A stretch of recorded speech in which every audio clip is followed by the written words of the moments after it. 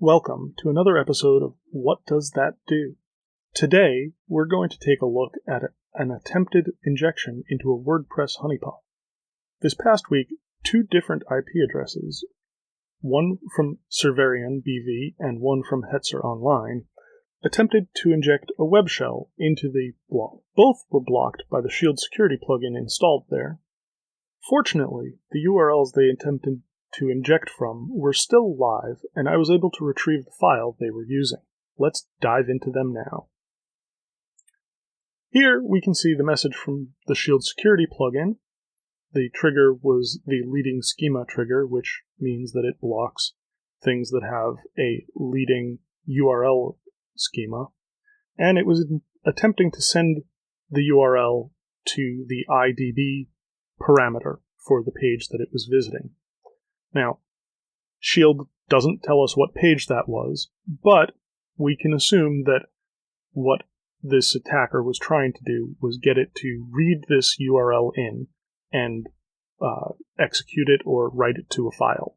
The file, pulled from a pastebin-like site called rentry.co, is a reasonably normal injection. Rentry is Markdown Pastebin. The file is all on one line, no line breaks, no special characters, pure 100% ASCII. If we push that through a beautifier, what we see is a reasonably normal piece of obfuscated malware, where it first checks if the hex-to-bin function exists, and if it doesn't, it defines it itself. Hex-to-bin, if you aren't familiar with it, takes a hexadecimal encoded string and returns the ASCII equivalent. It says a binary string, but the essential output is plain ASCII. We can take a quick look at a demonstration of this right here, where we have bin to hex turning this is a test string into a hexadecimal representation, and then using hex to bin to turn it back. And if we run this, we see that we get a rather standard hex string, and then the original string as the second output. As such, what we can tell from this right off the bat is that the malware is expecting to be able to pass hexadecimal data in and get usable normal text back, and now that the function has been determined to exist, or we've created it, the malware is going to define another function, this time a random 5-character string, that takes an input string and pulls substrings out of it. The first substring it pulls out starts at position 927 and takes everything from there to the end of the string. And then that second string, it takes another substring out of it and starts from the 0 position, or the beginning of the string, and goes to 2D383032, which, when you convert this to ASCII, is -802. And just to show that, we can pop that into a quick PHP script here, put the carriage return in there just to make it easier to read, and then -802, and then returning the output.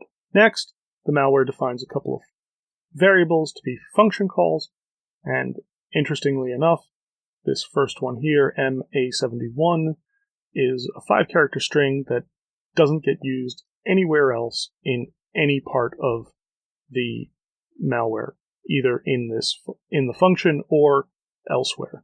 And lastly, we get this final function, which takes the global variables that we just defined and returns the reversed gz-inflated, in this case base64 decoded, output from the second function that we used. If we continue through this, here I commented out the line where it simply puts in a huge number of evals before calling this last function here. Now, you might notice that the function being called is different from the function that was defined, and you would be right in most programming languages. But PHP is case insensitive. So lowercase q, capital X, capital I, lowercase m, lowercase y is the same function as capital Q, lowercase ximy. Similarly, eval could be spelled all lowercase, or all uppercase, or camel case, and PHP will happily run the eval function just the same. So what we have is a string of evals and the function that was previously defined, and then a long string of encoded text. So what happens the first time we run an eval on the output? Well, to show that, I took out all of the evals and left the parentheses the same and put in the echo. If we run this, we get the full PHP code for the dropper. So here we have PHP code, which when passed to eval will get evaluated, and the dropper will execute, attempting to create files. So let's take a look at this, converting it from hexadecimal to ASCII characters, and we can see it's turning off the error logs, turning off log errors, creating a function that deletes directories, another function that gets HTTP content, yet another function that does an HTTPS curl, and so on. To make this a little more readable, we can beautify it, and we can see here that there's some error checking in this deletedir function, where it checks to see if it's a directory, and otherwise it cycles through with creating globs of file names, and if they're directories, in which case they delete them, otherwise they unlink the files and remove the directories afterwards. The HTTP getContents function is a pretty standard attempt to use file getContents, and then if that's an empty string, it falls back on using curl. If the initial call was not empty, it just returns that content. The HTTPS curl is a rather standard curl wrapper that forces it to be SSL, and then we get into the more interesting parts. It sets two variables to be the document root and the hostname. It sets an array that looks for WordFence plugins, and then it goes through those directories and deletes them. So here it's eliminating WordFence as an option for protecting your website before it decodes some base64 text and writes out an htaccess file, and then removes the user INI, and then performs an HTTP getContents on the real malware that it's attempting to inject. This is a web shell, which we will get to decoding in a future video. Here we have it checking to see if an expected string is present in this file, and if it's not, it attempts to get the web shell from a different location. It creates a 56-character random string. It also sets a variable to be a PHP upload form, where it is using this 56-character string as the password for a get variable called Fox. It then creates another base64 decoded string here, creates two 30-character random strings with PHP extensions, and then it gets to the fun parts where it attempts to write out these files. It checks to see if the document root contains a WP admin and a WP content directory, and if it does, it attempts to write out the retrieved content into the WP admin file, and it attempts to write out the upload form into the WP content directory. It then goes through and unlinks the htaccess files, and then goes in and creates a new one in WP admin that is completely empty.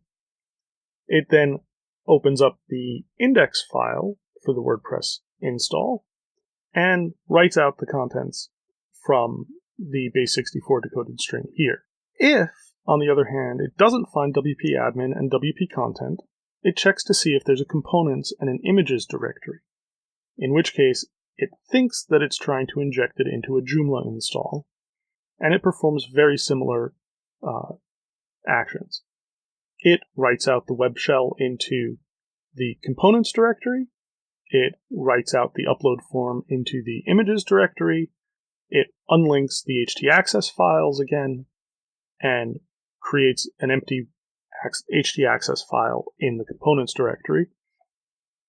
And if it finds neither a WordPress or Joomla install, it simply creates these files in the root directory and doesn't bother doing anything with htaccess files. It then also goes through and unlinks a number of other defined file names, presumably other web shells to try and kick off other malware authors. And then it sets up some variables and URL locations and attempts to verify whether or not the web shell works. And if it does work, it echoes out the SSL location, and if the SSL check doesn't work, it simply writes out the HTTP location. So to show you what gets written into the index files, we have an echo statement that just executes the base64 decode. And running that, we see that it's a stock WordPress index file. If we do the same thing for the htaccess file, again, just echoing out the base64 decoded content, we see that it's the stock htaccess file from WordPress. So, what does the web shell actually look like? Well, that's a little bit messier. My system thinks that it's a binary file, but we can take a look at it anyway. And we see that there are a lot of multi-byte characters in here. It starts off very basic with the error reporting, turning off display errors. Here's the string that it checks for in the file, and then it goes on and starts defining functions, performing operations, and so on. We can make this a little more readable by changing the terminal, or the character set for the terminal, to UTF-16, and executing the same command, and we see that there are a lot of multi-byte non-ASCII characters in here. Let's change that terminal session back. So one thing that you might wonder is, how do we examine this? And trying lots of different normalizations really doesn't work. Most of the time when you normalize this, what you end up with is all of the multi-byte characters getting stripped out and essentially getting back garbage, which won't actually allow you to see what all of the functions are that are being called. But if we do some creative replacements, we can take out those large character, or the wide characters, the multi-byte characters, and replace them with ASCII characters. And this is a little script that does that by checking to see what it actually is. If the ordinal of the character is over 126, then we do a mod into our array of 62 characters and echo that out. Otherwise, we echo out the actual character, running it with PHP, and we see that there are multi-byte characters left over, but a lot of the variables are converted into readable ASCII. If we take this much more readable file, if we open this up, we see that it's turning off the error reporting, the display errors, defines the string that we were looking for before, checks to see if there's a function, and then starts defining more functions. It uses a significant number of global variables, and it also sets a significant number of variables to the same string, which it then uses throughout this function to convert strings again. Here we see that first function that it was checking for the existence of. It creates right here, again setting these variables to the same string, and then running those on content. Here we can see that it's taking the output that it gets from this construction, does something using a comma on it, and setting it to a variable before it grabs an index out of that. So what we can assume is, we can assume that this function here actually decodes to explode. So however this function works, it turns this into explode, because if you explode a string on a comma, you get an array. And here we see what this function that everybody else is using is actually doing. The first thing it does is it sets this variable to base64 decode.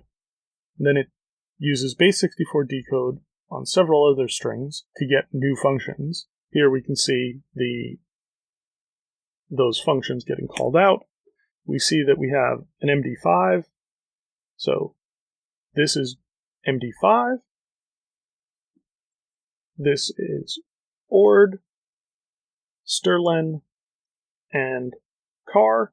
So what we are doing is getting the ordinal of this character here.